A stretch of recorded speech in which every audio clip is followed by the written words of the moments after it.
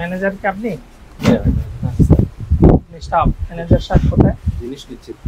আচ্ছা, ওনাকে একটু ফোন দিবেন, ঠিক আছে? আমরা বিএসটি থেকে আছে, সাথে ম্যাজিস্ট্রেট স্যার আছে আমাদের, একটু আপনাদের প্রোডাক্টগুলো চেক করব।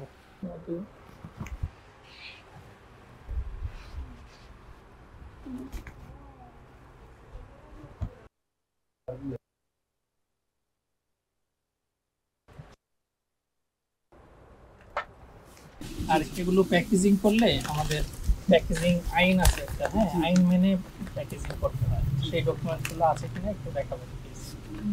আমি কেবল শুরু করছি ব্যবসাটা, মানে এখনো ব্যবসাটা বুঝে কিরকম কেবল শুরু করেছেন বলুন তো? কতদিন হয়েছে? ফেব্রুয়ারি মাস। এই বছরের ফেব্রুয়ারি মাসে ব্যবসা শুরু করেছেন?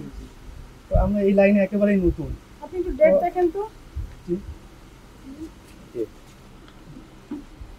আপনি এখানে প্রোডাকশনই হচ্ছে জানুয়ারি প্রোডাকশন, আপনি এপ্রিল মাসে কিভাবে ব্যবসা শুরু করেন? এটা যাদের কাছ থেকে আমরা পণ্য নিছি, এটা তাদের অলরেডি বিএসটি আছে। প্রতিষ্ঠানের নাম কি? আমার টাউন স্টোর, আর এটা ইনসাফ টাউন স্টোর। Town store. আপনারা ইনসাফ থেকে এনেছেন? জি, ইনসাফ থেকে এনেছিলাম, তাদের বিএসটি করা আছে।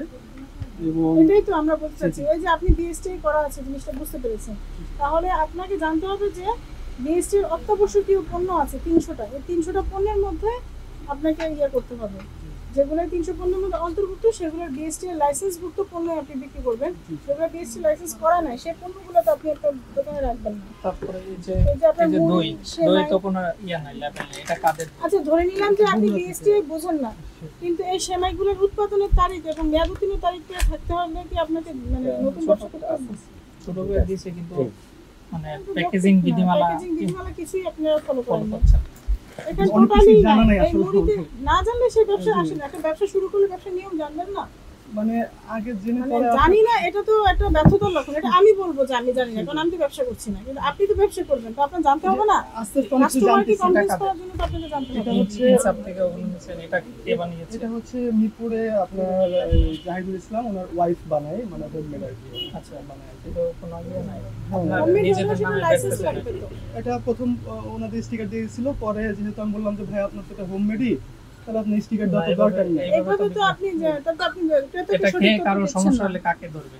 কোন কোম্পানির নাম, দায়িত্বটা কে নেবে? কোন কোম্পানির নাম নেই। কিছু কাজ করছেন, সেটা হচ্ছে আপনার যে দই, দইটা খোলেন তো, দইটার ওজন মাপা শুধু এই ওজন মাপার মেশিনটা কি চেক করে দিচ্ছেন? ওজন আমরা এটা কিন্তু ওজন হিসেবে সেল করি না, সরা হিসেবে সেল করি, এবং আমরা কাস্টমারকে বলি আপনি প্লাস মাইনাস সরাসরি 600 টাকা। চেঞ্জ করার নিয়ম কি গভর্নমেন্ট দিয়েছে আপনাকে? আপনি আপনার মতো করে ব্যবসা করার নিয়ম তো নাই, গভর্নমেন্ট যেটা বলছে সেটা আপনাকে শুনতে হবে। মেপেছেন? সঠিক আছে? মেশিন ঠিক আছে? আচ্ছা, ওইটা একটু দইটা একটু মেপে দেখেন তো। আমরা 600 ml সেল করি। আপনি সবই মুখে বলে সেল করেন, এটা তো হবে না, আপনার কাগজে কোথাও লেখা নাই। এটা এই যে ওজনে লেখা নাই। এটাতে কোনো উৎপাদনের তারিখ, মেয়াদ উত্তীর্ণের তারিখ, কোথায় উৎপাদন হয়েছে তার কোনরূপ তথ্য এখানে প্রদান করা হয় না।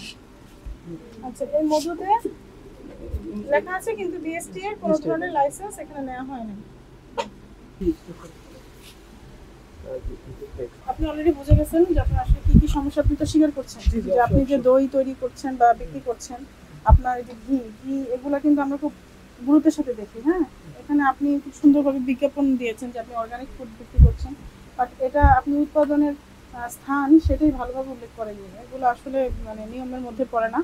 আপনার নাম হচ্ছে কাজী ইফতেখার খালেদ, আপনার প্রতিষ্ঠানের নাম হচ্ছে টাউন স্টোর। আমরা বিএসটি কর্তৃক আপনার যে প্রতিষ্ঠান তা পরিদর্শনের পর যেটা দেখলাম, আপনার সরিষার তেল, আচার, মুড়ি, ফার্মেন্টেড মিল্ক ইত্যাদি পণ্যের লেবেল মোড়কে বিধি মোতাবেক তথ্য উল্লেখ নেই এবং কোনো নৌজাত সনদ নেই, যা ওজন ও পরিমাপ মানদণ্ড আইন 2018-24 এক ধারা অপরাধ এবং এটির 41 ধারার শাস্তি।